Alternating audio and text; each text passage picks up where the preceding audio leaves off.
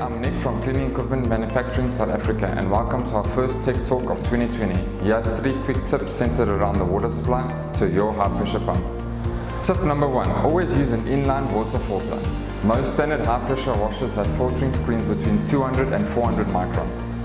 Tip number 2, it is also recommended that you choose a filter with a rated flow 2 to 3 times more than the pump requires. This is especially true if you have doubts about the quality of your water supply. If your filter gets blocked, it will prevent any water from reaching your pump, causing it to starve. That brings us to tip number 3. Check your filter regularly, at least once a day. For more information and any service-related inquiries, please contact the nearest dealership or CEMSA branch in your area, or visit our website at www.cemsa.co.za. Thank you.